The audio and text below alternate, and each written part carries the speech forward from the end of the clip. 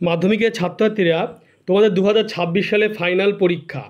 তার আগেই আমি ভৌতবিজ্ঞান সাবজেক্টের 2 মার্কের অধ্যায়ভিত্তিক যে গুরুত্বপূর্ণ প্রশ্ন বা যেগুলি আসার সম্ভাবনা রয়েছে সেগুলি নিয়ে আলোচনা করব। তোমরা দেখে নাও, তোমাদের কাজে লাগবে। মাধ্যমিক ফাইনাল সাজেশন 2026 ভৌতবিজ্ঞান, আমি আগেই বলেছি অধ্যায়ভিত্তিক। প্রথম অধ্যায় হচ্ছে তোমাদের পরিবেশের জন্য ভাবনা। এই পরিবেশের জন্য ভাবনা অধ্যায়ে তোমাদেরকে পড়তে হবে যে স্থিতিশীল উন্নয়ন বলতে কী বোঝো 2 মার্কের জন্য, এবং স্থিতিশীল উন্নয়নের লক্ষ্যে কি কি পদক্ষেপ গ্রহণ করা উচিত। 2 দাগে রয়েছে জ্বালানি তাপন মূল্য কাকে বলে, এর এসআই একক লেখো। কয়লা ও ডিজেলের মধ্যে কোনটির তাপন মূল্য বেশি। এরপরে 3 দাগে রয়েছে বায়োফুয়েল কি, এর ব্যবহার লেখো। এরপরে 4 দাগে রয়েছে মিথেন হাইড্রেট কি, মানব ও স্বাস্থ্য পরিবেশের ওপর ওজোন স্তরের ক্ষয়ের 2টি ক্ষতিকারক প্রভাব লেখো। 6 গ্রিনহাউস প্রভাব কি, গ্রিনহাউস প্রভাব কমানোর উপায়গুলি লেখো। 7 ওজোন স্তর ধ্বংসে সিএফসি এর ভূমিকা আলোচনা করো। 8 পাওয়ার অ্যালকোহল কাকে বলে, জীবাশ্ম জ্বালানি সংরক্ষণের প্রয়োজনীয়তা লেখো।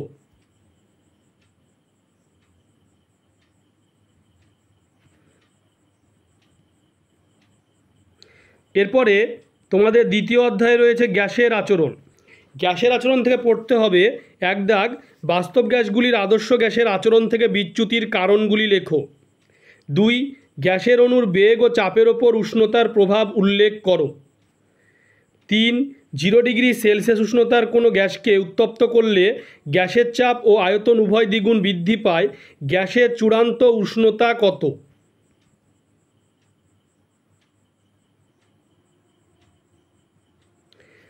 এরপরে গ্যাসের আচরণ থেকে পড়তে হবে 0 ডিগ্রি সেলসিয়াস উষ্ণতায় রক্ষিত একটি নির্দিষ্ট ভরে গ্যাসের চাপ দ্বিগুণ ও আয়তন অর্ধেক করা হলো, গ্যাসটির অন্তিম উষ্ণতা কত হবে। 5 0 ডিগ্রি সেলসিয়াস তাপমাত্রায় 76 সেমি এইচজি চাপে কোনো নির্দিষ্ট ভরের গ্যাসের আয়তন 500 ঘন সেন্টিমিটার, স্থির উষ্ণতায় কত চাপে ওই গ্যাসের আয়তন 4 গুণ হবে।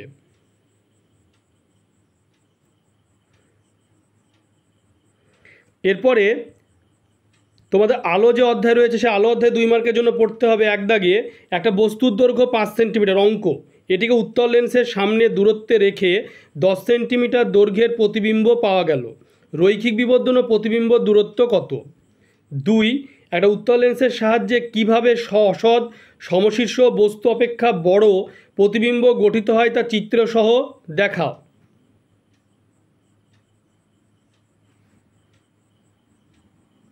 এরপরে 3 দাগে রয়েছে যে আলোর প্রতিসরণের সূত্র 2টি লেখো। 4 প্রতিসরাঙ্কের মান কোন কোন বিষয়ের ওপর নির্ভর করে। 5 অবতল দর্পণ দ্বারা অসৎ সমশীর্ষ আকারে বড় প্রতিবিম্ব কিভাবে গঠিত হয় তা চিত্রসহ দেখাও।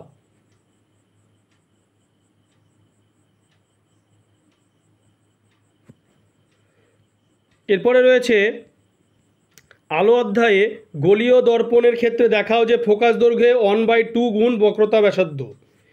গাড়ির হেডলাইটে কী ধরনের দর্পণ ব্যবহার করা হয় এবং কেন। আপেক্ষিক ও পরম প্রতিসরাঙ্কের মধ্যে সম্পর্ক নির্ণয় করো। চিত্রসহ লেন্সের আলোককেন্দ্র মুখ্য ফোকাস কী।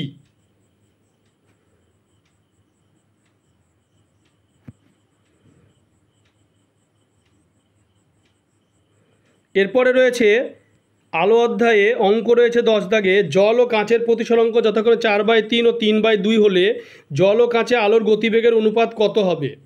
অথবা বায়ু সাপেক্ষে কোনো মাধ্যমের প্রতিসরাঙ্ক √2, বায়ুতে আলো রশ্মির আপতন কোণ 45 ডিগ্রি হলে প্রতিসরণের ক্ষেত্রে ওই রশ্মির চ্যুতিকোণ নির্ণয় করো।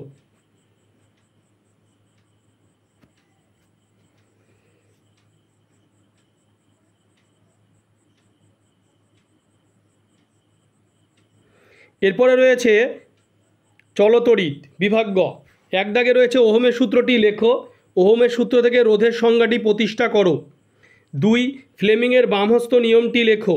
3 220 ভি 60 ওয়াট ও 110 ওয়াট 60 ওয়াট 110 ভি 60 ওয়াট বৈদ্যুতিক বাতি দুটির রোধের অনুপাত নির্ণয় করো। ডিসি অপেক্ষা এসি ব্যবহারের 2টি সুবিধা লেখো।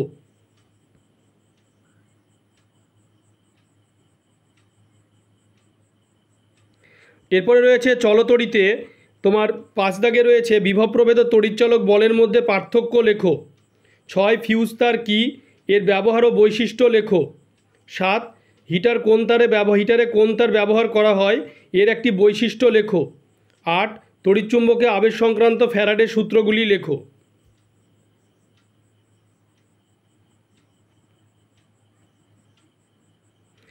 এরপরে রয়েছে আয়নীয় সমযোজী বন্ধন অধ্যায়। 1 দাগে রয়েছে সোডিয়াম ক্লোরাইড বন্ধন NaCl হিসেবে প্রকাশ করা যায় না কেন। 2 আয়নীয় যৌগগুলি কঠিন অবস্থায় তড়িৎ পরিবহন করে না কিন্তু গলিত বা জলে দ্রবীভূত অবস্থায় তড়িৎ পরিবহন করে কেন। 3 তড়িৎযোজী বন্ধনকে প্রকৃত বন্ধন বলা যায় না, ব্যাখ্যা করো। 4 ন্যাপথলিন ও সোডিয়াম ক্লোরাইডের প্রদত্ত দুটি ধর্মের তুলনা করো, গলনাঙ্ক, জলে দ্রাব্যতা।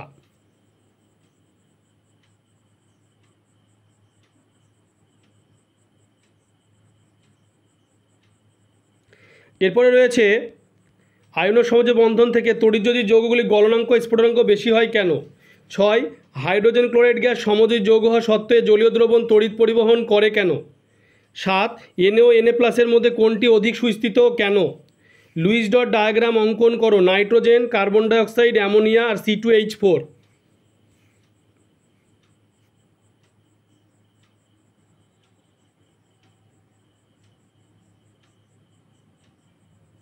এরপরে রয়েছে পরীক্ষাগার ও রাসায়নিক শিল্পে অজৈব রসায়ন।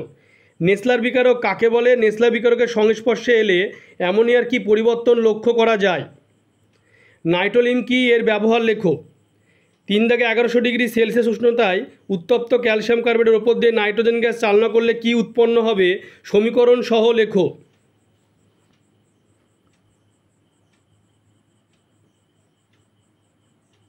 এরপরে রয়েছে 4 দাগে যে একটি বিক্রিয়া দ্বারা প্রমাণ করো অ্যামোনিয়াতে নাইট্রোজেন আছে।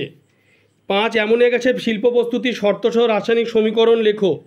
6 লাইকার অ্যামোনিয়া বোতল বরফে ঠান্ডা ঘুরে খুলতে হয় কেন। 7 সিলভার নাইট্রেটের জলীয় দ্রবণে H2S গ্যাস চালনা করলে যে কালো রঙের অধক্ষেপ পড়ে তার নাম ও সংকেত লেখো। 8 H2SO4 দ্বারা অম্লীকৃত পটাশিয়াম ডাইক্রোমেট দ্রবণে H2S পাঠানো হলে কি ঘটে, রাসায়নিক সমীকরণ সহ লেখো।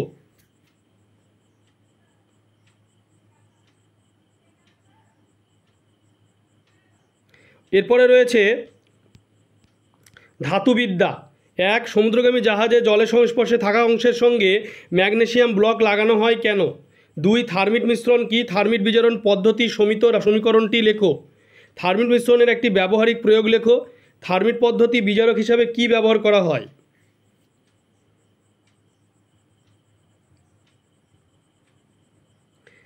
এরপরে রয়েছে ধাতুবিদ্যায় 3 অ্যালুমিনিয়াম পাত্রে টক জাতীয় খাবার রাখা উচিত নয় কেন। 4 বায়ুতে ধাতব কপার রেখে দিলে কিছুদিন পর ওই কপার সবুজ হয়ে যায় কেন। 5 পারদসংকর বা অ্যামালগাম কাকে বলে, এর একটি ব্যবহার লেখো। 6 জিঙ্ক, লোহা, তামার প্রধান আকরিকের নাম ও সংকেত লেখো।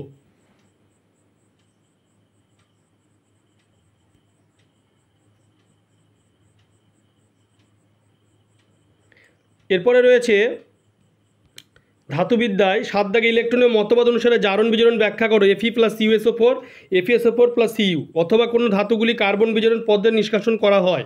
আর জিঙ্ক অক্সাইড থেকে কীভাবে জিঙ্ক ধাতু পাওয়া যায়, বিক্রিয়াটি সমিত রাসায়নিক সমীকরণ লেখো।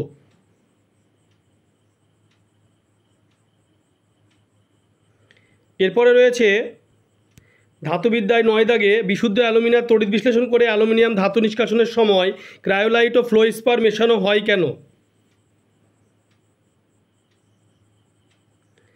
এরপরে রয়েছে জৈব রসায়ন অধ্যায়।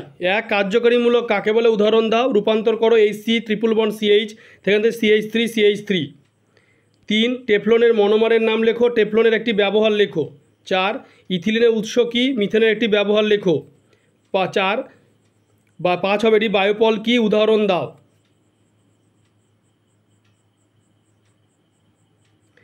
এরপরে রয়েছে জৈব রসায়নে একই আণবিক সংকেত C2H6O বিশিষ্ট দুটি জৈব যৌগের গঠন সংকেত লেখো। 6 জৈব যৌগ ও অজৈব যৌগের মধ্যে দুটি ধর্মের তুলনা করো। 7 কার্যকরী মূলক গঠিত সমবায়বতা বলতে কী বোঝো, উদাহরণ দাও।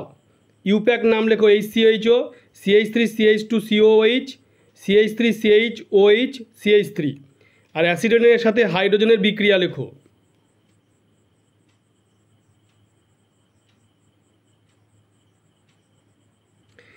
এরপরে রয়েছে জৈব রসায়নে কিভাবে রাসায়নিক উপায়ে প্রমাণ করবে অ্যাসিডিন সম্পৃক্ত জৈব যৌগ নয়। 11 অ্যাসিটিক অ্যাসিডের দ্রবণের মধ্যে NaCO3 যোগ করলে কি ঘটনা ঘটে সমীকরণ সহ লেখো। 12 কার্বনবিহীন একটি জৈব মূলকের নাম লেখো ও ওই মূলক সমন্বিত একটি যৌগের উদাহরণ দাও।